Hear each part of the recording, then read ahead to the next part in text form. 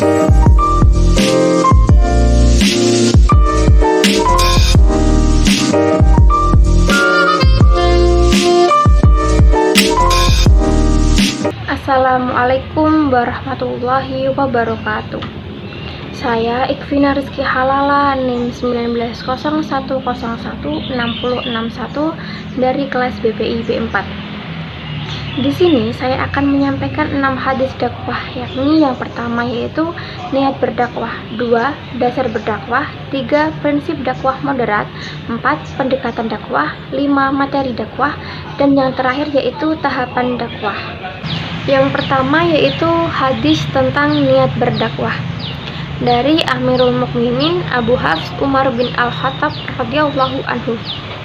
Ia berkata bahwa ia mendengar Rasulullah Shallallahu alaihi wasallam bersabda, "Innama a'malu binniyati wa innama likulli imri'in ma nawa, faman kanat hijratahu ilallahi wa rasulihi fa hijratuhu ilallahi wa rasulihi wa man kanat hijratuhu ilad dunya yusibuha aw imra'atin yankihuha fa hijratuhu ila ma hajara ilaih."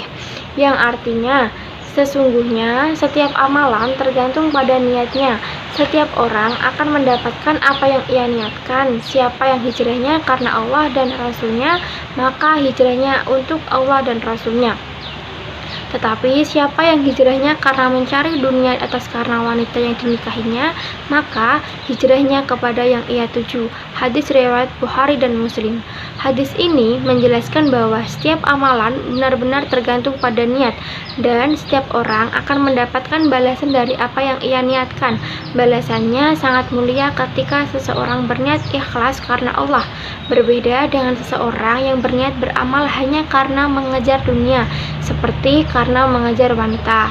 Dalam hadis disebutkan contoh amalannya yaitu hijrah. Ada yang berhijrah karena Allah dan ada yang berhijrah karena hanya mengejar dunia. Selanjutnya, yang kedua yaitu ada hadis tentang dasar berdakwah. Rasulullah Shallallahu alaihi wasallam telah bersabda, "Baligu anni walau ayatan." Artinya, sampaikanlah dariku walaupun hanya 1 ayat.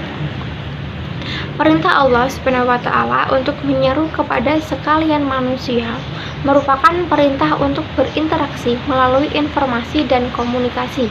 Al-Quran adalah sumber informasi mengenai keagamaan dari Tuhan kepada umat manusia sebagai pemeluk Islam. Demikian pula sabda Rasulullah Shallallahu alaihi wasallam yang memerintahkan untuk menyampaikan sesuatu yang berasal dari Rasul, walaupun hanya 1 ayat kepada orang lain. Ini menunjukkan bahwa Rasulullah Shallallahu alaihi wasallam memerintahkan untuk menyebarkan informasi yang berasal dari beliau, bahwa dasar hukum dakwah atau menyeru kepada amar ma'ruf nahi munkar adalah wajib dan harus dilakukan oleh seseorang muslim meski hanya 1 ayat atau 1 perintah saja. Selanjutnya, yang nomor 3 yaitu hadis tentang prinsip dakwah moderat.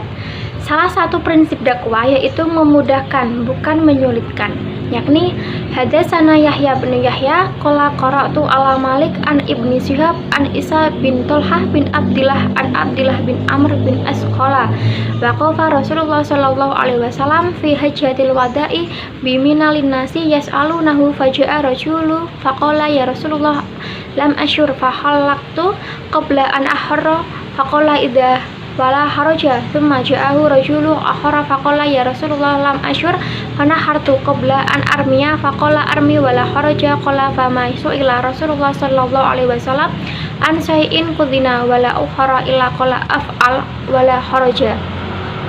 Artinya, telah menceritakan kepada kami Yahya bin Yahya berkata, saya membaca dari Malik dari Ibnu Syihab dari Isa bin Tolhah bin Ubaidillah dari Abdillah dari Umar bin As berkata, saat haji wada Rasulullah Shallallahu alaihi wasallam berdiam di Mina.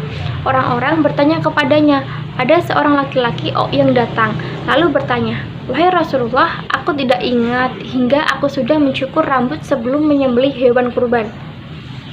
"Sembelihlah, tidak masalah," jawab Nabi Shallallahu Alaihi Wasallam. Setelah itu ada seorang laki-laki yang lain datang lalu bertanya, "Wahai Rasulullah, tidak terasa bagiku hingga aku berkurban sebelum melempar jumrah." Rasulullah Shallallahu Alaihi Wasallam menjawab, "Lemparlah, tidak ada masalah." Rasulullah Shallallahu Alaihi Wasallam tidak pernah ditanya tentang sesuatu yang dikerjakan dahulu ataupun ditunda, kecuali ia berkata, "Kerjakan, tidak masalah." Di antara upaya mempermudah itu adalah menjauhi sikap sok fasih dan berlebihan dalam berbicara. Yang lain penting, dai perlu menghubungkan antara tema yang ia bicarakan dengan realitas yang sedang dihadapi oleh objek dakwah dengan cara membuat ilustrasi yang mudah dipahami, membangkitkan perhatian, dan menggunakan perbandingan dengan hal-hal serupa. Satu hal penting yang mesti diingat di jalan dakwah adalah hendaknya seorang dai menjadikan jalan mudah dan menyingkirkan kesulitan sebagai metode dalam berdakwah kepada Allah Subhanahu wa Ta'ala. Jangan sampai terjadi munculnya pendapat yang menentang keras dan keras sebagai pertanda bahwa dakwah yang dia lakukan tidak mendapatkan respon. Agama ini datang dengan mudah dan menyingkirkan kesulitan-kesulitan yang dihadapi umat ini.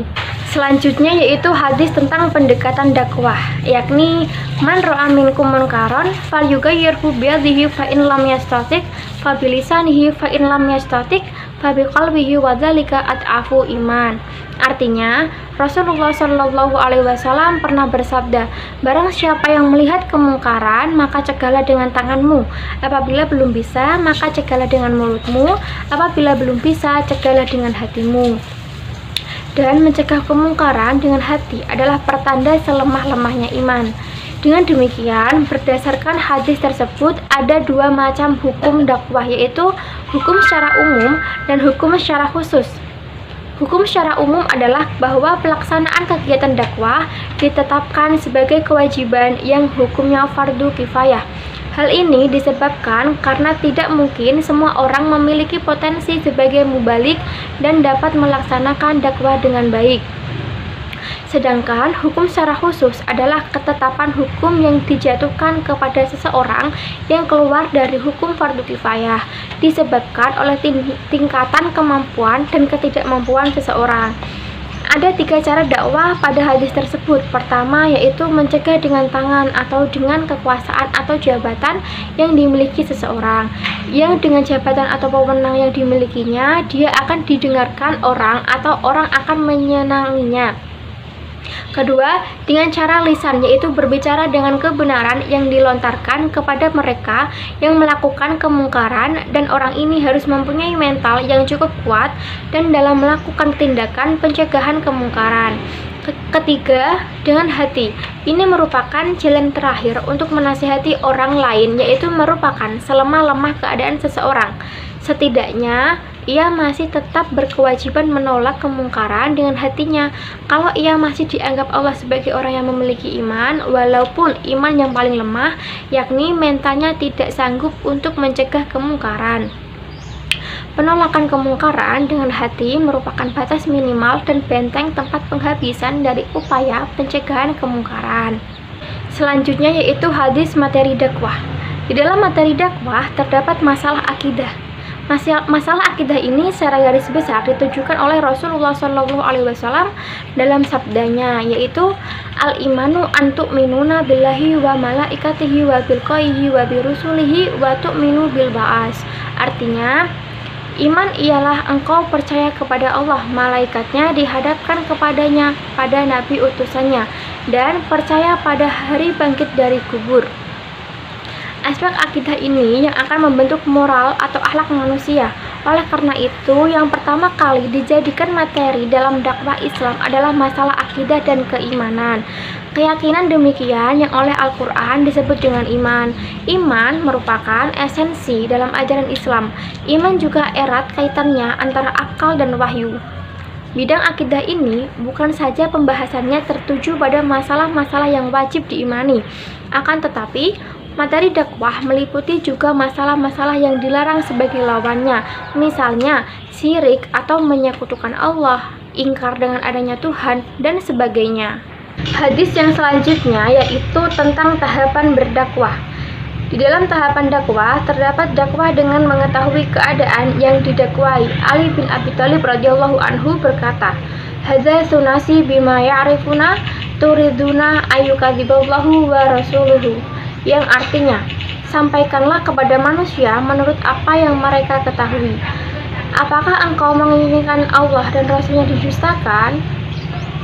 Dari Abu Wa'il yang berkata bahwa Abdullah memberi pelajaran kepada orang-orang setiap hari Kamis. Kemudian seseorang berkata, "Wahai Abu Abdurrahman, aku ingin engkau memberi pelajaran kepada kami setiap hari." Dia menjawab, "Sungguh aku tidak mau melakukannya karena takut membuat kalian bosan. Aku ingin memperhatikan kalian saat memberi pelajaran sebagaimana Nabi Shallallahu Alaihi Wasallam memperhatikan kami karena khawatir kami jenuh dan bosan." Hadis riwayat Bukhari nomor 70. Sekian yang dapat saya sampaikan. Apabila ada kekurangan ataupun kesalahan yang tadi saya sampaikan, saya mohon maaf yang sebesar-besarnya. Terima kasih. Wassalamualaikum warahmatullahi wabarakatuh.